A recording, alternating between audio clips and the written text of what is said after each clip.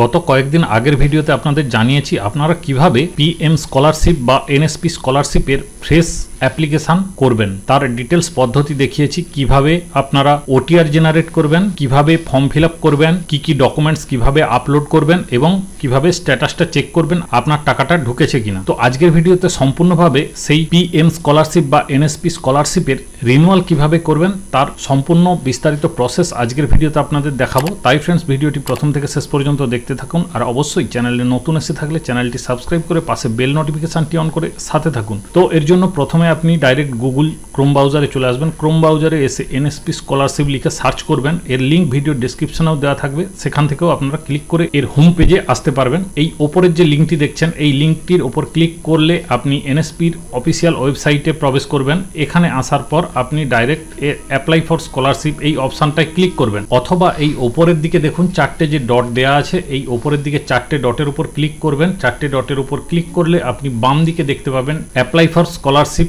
এই অপশনটায় ক্লিক করবেন। এখানে ক্লিক করার পর লগ ইন উইথ আধার এই অপশানে ক্লিক করবেন। এখানে ক্লিক করলে আপনি এখানে আপনার যে আধার কার্ডের নাম্বারটা রয়েছে বা স্টুডেন্টের যে আধার কার্ডের নাম্বারটা রয়েছে, সেই আধার কার্ডের নাম্বারটা এখানে দিয়ে গেট ওটিপি করবেন। এই ওটিপিটা এখানে বসিয়ে দিয়ে নিচে ক্যাপচা কোডটা ফিল করবেন এবং এরপর প্রসিড অপশানে ক্লিক করবেন। এখানে ক্লিক করার পর আপনার অ্যাপ্লিকেশনের ডিটেলসটা ওপেন হয়ে যাবে। এখানে আপনার অ্যাপ্লিকেশন আইডি থেকে শুরু করে সমস্ত কিছু আপনি এখানে দেখতে পাবেন এবং তার নিচে আগের বছরের যে ফিল আপটা ছিল সেটা কিন্তু এখানে দেখতে পারবেন। এবং সেই সঙ্গে এখানে 2025-26 একাডেমিক ইয়ারটা এখানে শো করবে। আপনার ফ্রেশ বা রিনিউয়ালটা এখানে শো হবে। এরপর ইনসেন্টিভ বা স্কলারশিপ কিসের জন্য আবেদন করতে চাইছেন সেটা এখানে শো হবে এবং তারপর এখানে অ্যাকশন অপশন রয়েছে এবং তার নিচে প্রসিড অপশন রয়েছে। এই প্রসিড অপশনে ক্লিক করেই আপনাকে রিনিউয়াল প্রসেসটা কমপ্লিট করতে হবে। তো তার নিচে রয়েছে দেখুন একাডেমিক 2024-25, সেখানে আপনি কি করেছিলেন, এখানে দেখুন ফ্রেশ করেছিলেন, সমস্ত কিছু ডিটেলসটা শো করছে। এরপর আপনি প্রসিড অপশনে ক্লিক করলে বাম দিকে দেখুন রিনিউয়াল অপশন বা রিনিউয়াল অ্যাপ্লিকেশন অপশন চলে এসছে। এই রিনিউয়াল অপশনের উপর আপনি ক্লিক করবেন। এরপর আপনার টোটাল যে অ্যাপ্লিকেশন আইডি থেকে শুরু করে অ্যানুয়াল ফ্যামিলি ইনকাম সমস্ত কিছু এখানে শো করবে। এখানে তিনটে প্রসেসের মাধ্যমে আপনারা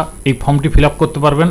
প্রথম অ্যাপ্লিকেশন ফর্ম আপনার ফিল আপ করাই থাকবে। এখানে কয়েকটা জিনিস শুধু এডিট করতে হবে। এখানে এন্টার ইউর ডিটেলস যে অপশনটা রয়েছে, এই অপশানে এসে আপনি এখানে হোস্টেলার কিনা সেটা সিলেক্ট করবেন এবং আপনার ক্লাসটা স্টার্ট হয়েছে, অর্থাৎ এই বছর যে ক্লাসে ভর্তি হয়েছেন সেই ক্লাসটা কত তারিখে স্টার্ট হয়েছে সেটা এখান থেকে সিলেক্ট করবেন।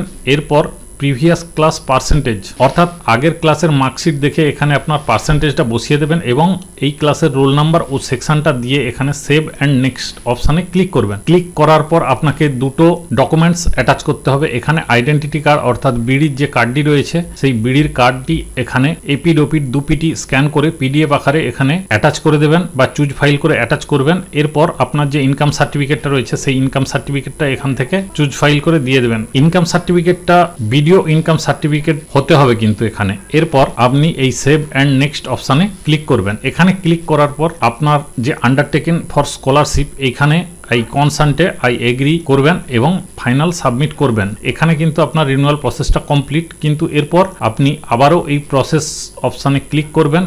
করার পর আপনি প্রিন্ট অ্যাপ্লিকেশন অপশানে এখানে ক্লিক করলে যে প্রিন্ট কপিটা হবে সেই প্রিন্ট কপিটা নিয়ে আপনি আপনার ইনস্টিটিউটে জমা করে দেবেন এবং স্ট্যাটাস কিভাবে চেক করবেন সেটা সেই আগের ভিডিওতে আমি দেখিয়েছি ডিটেলসে। সেখানে চ্যাপ্টার সিস্টেম করা আছে, আপনারা সেখানে গিয়েও কিন্তু এই শুধু স্ট্যাটাসটা কিভাবে চেক করবেন তার চ্যাপ্টারটা আপনি দেখতে পারবেন। তো সেই ভিডিওর লিঙ্কটাও এই ভিডিওর ডেসক্রিপশনে অ্যাটাচ করে রেখে দিচ্ছি। তো ফ্রেন্ডস, আজকের ভিডিও এই পর্যন্ত ছিল। ভিডিও ভালো লেগে থাকলে অবশ্যই বন্ধু বান্ধবদের মধ্যে শেয়ার করবেন। সবাই ভালো থাকবেন ও সুস্থ থাকবেন।